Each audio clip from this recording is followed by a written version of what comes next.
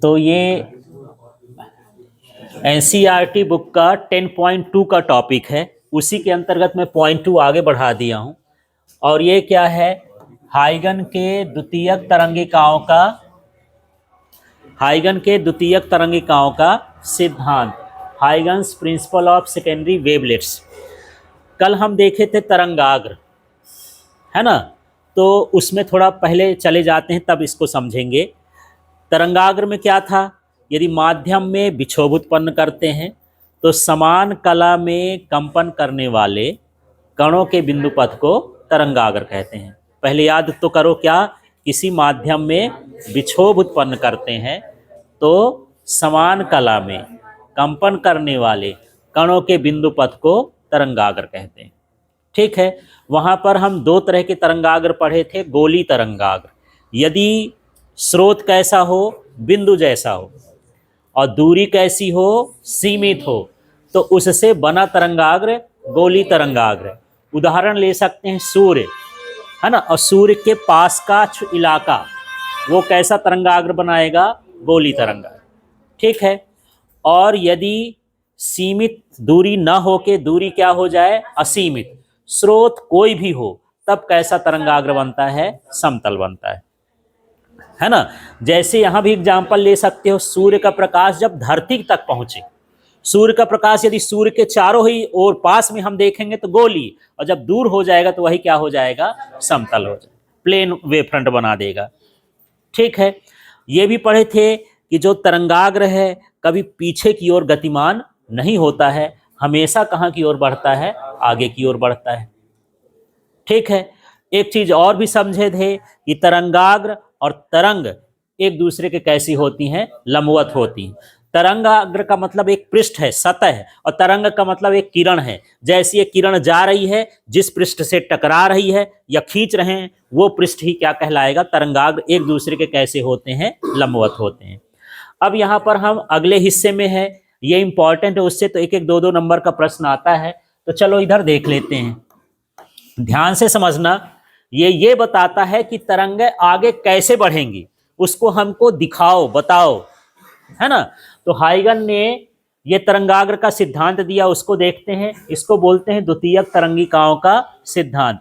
परीक्षा में चाहे वो 2 नंबर में आए तो ये नहीं सोचना, दिमाग में ये रहता है कि 2 नंबर का आया है तो 2 पॉइंट लिखेंगे, है ना? इसमें सिद्धांत वाले में चाहे 2 नंबर में आए, चाहे 3 नंबर में आए, चाहे 4 नंबर में आए, आपको इतने ही पॉइंट। 4 नंबर में भी रहेगा तो इतना ही पॉइंट रहेगा। हाँ, 2 नंबर में रहेगा तो भी आपको 3 पॉइंट लिखना है। ठीक। अब ये कहता क्या है, समझना इसको। पहला वाला, तरंगाग्र का प्रत्येक बिंदु स्रोत का कार्य करता है जिससे नई तरंगें उत्पन्न होती हैं। जैसे मान के चलो कि आप लोग यहाँ लाइन से बैठे हो और इसके पीछे वाले भी लाइन से बैठे हैं, ऐसे बहुत सारी लोग बैठे हैं। ठीक है। अब मैं यदि इस लाइन में एक डंडे से धक्का मारूं तो पीछे वालों को भी क्या लगेगा? धक्का।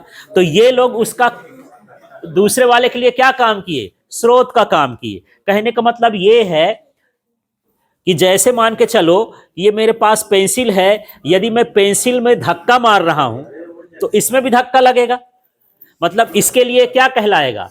स्रोत। ये अगले वाले को धक्का मारेगा, उसके लिए वो क्या कहलाएगा? स्रोत। ठीक है।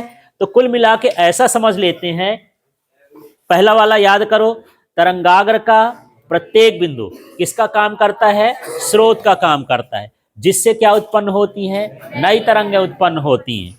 उन नई तरंगों को हम क्या बोलते हैं? द्वितीयक तरंगिका है। हाँ, सेकेंडरी वेवलेट्स कहला गया। क्लियर हो गया इतना? हाँ, एक बार आप लोग बोलो तो। तरंगाग्र का प्रत्येक बिंदु स्रोत का कार्य करता है जिससे नई तरंगें उत्पन्न होती हैं, जिसे हाँ। अब इसको चित्र से समझो, थोड़ा देखना। ऐसा मान लेता हूं, आपको चित्र नहीं बनाना है। मान लो यहां पर ये विक्षोभ है, जहां से तरंग की शुरुआत हो गई वो उसका क्या कहलाया? विक्षोभ, स्रोत कहला गया। ठीक है। जैसे विक्षोभ उत्पन्न हुआ, इसमें पहला घेरा बन गया। पहला घेरा बन गया माने ये क्या कहलाया? तरंगाग्र।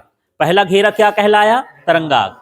अब मान के चलो ये तरंगाग्र भी छोटे छोटे कणों से मिलकर बना होगा। ये पार्टिकल्स हैं, ये पार्टिकल्स हैं, ये चारों तरफ इसके पार्टिकल्स हो गए ना।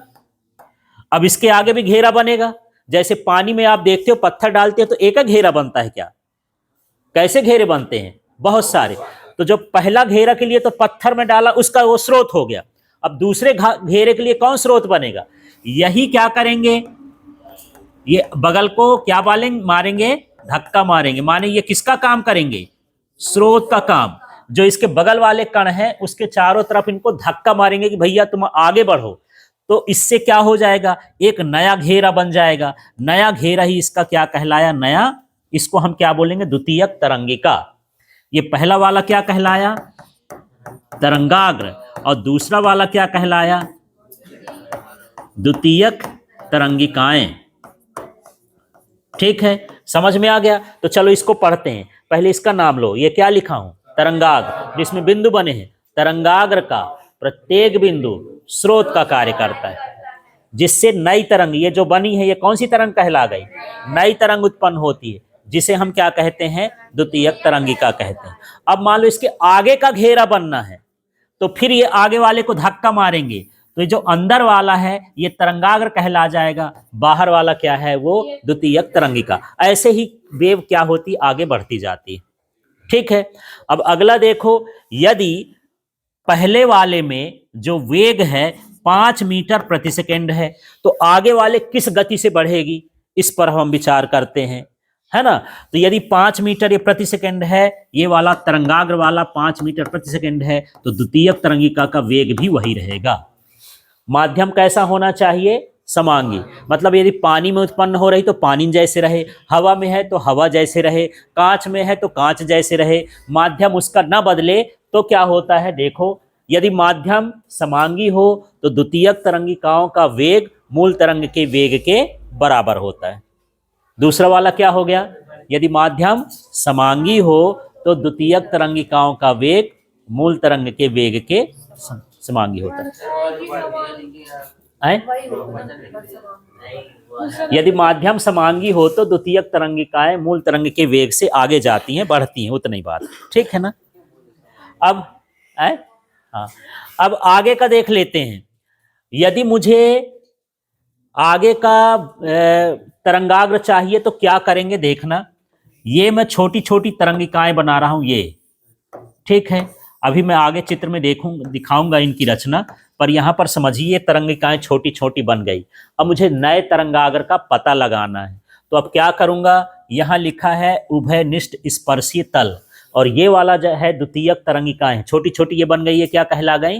द्वितीयक तरंगिकाएं। तो इसको समझो, द्वितीयक तरंगिकाओं के बाहर की ओर खींचा गया उभयनिष्ठ स्पर्शीय तल। पहले इसका नाम लेते हैं। ये कौन सा है? ये गोला क्या बताता है? द्वितीयक तरंगिका।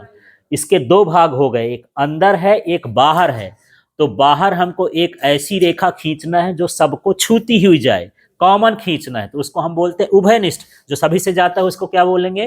उभयनिष्ठ, है ना। और स्पर्श करते हुए जाए, तो उभयनिष्ठ स्पर्शी तल नए तरंगाग्र की स्थिति को क्या करता है? व्यक्त करता है। ये हमारे पास नया तरंगाग्र बन गया। ठीक है, तो अब इसको चालू करते हैं, यहां से चालू करते हैं तो पूरी परिभाषा आ जाएगी। पहला वाला क्या हो गया? तरंगाग्र का प्रत्येक बिंदु स्रोत का कार्य करता है, जिससे नई तरंगें उत्पन्न होती हैं, इन्हें द्वितीयक तरंगिका कहते हैं। ठीक है। दूसरा, यदि माध्यम कैसा हो? समांगी हो, तो द्वितीयक तरंगिकाएं मूल तरंग के वेग से आगे बढ़ती हैं। ठीक है। और तीसरा ये है कि द्वितीयक तरंगिकाओं के बाहर की ओर खींचा गया उभयनिष्ठ स्पर्शी तल नए तरंगाग्र की स्थिति को व्यक्त करता है।